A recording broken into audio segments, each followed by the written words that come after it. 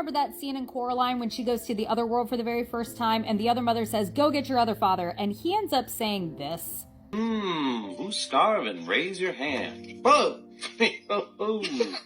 Turns out that line is a lot darker than any of us ever realized. Now stick with me. So you might have noticed while watching the movie that the other mother never has any food on her plate, right? Coraline does, the other father does, but the other mother is never shown eating the food that she serves to Coraline and the other father. And several times throughout the script, it's referenced that the other father is ravenous while he eats his food. Like, it's the last meal he's ever gonna eat. So when Coraline goes back to the other world the second time and she's asked by the other mother, would you go fetch your father? I bet he's hungry as a pumpkin by now. What happens? Coraline goes out to the garden where she finds the other father, and she says this, okay? This is important. Well, she said it's time for dinner. Breakfast. Food. And the reason that's important is because the very next thing that the other father says after they leave the garden is this. I love dinner, breakfast, food. Dinner. Breakfast. Food.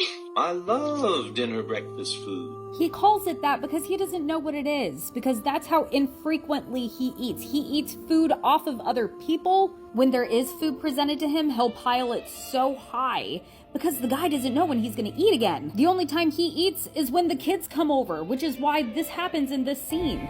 I'm going to bed. Right now. Bed? Before dinner? Honestly, that's the most gut-wrenching part of this entire movie, is the way that the other father is treated, man. Not to mention the fact that there are so many secrets hidden in this room. Oh, alright, if you want to come back for that, I'll make a second part because, geez, there is so much to unpack.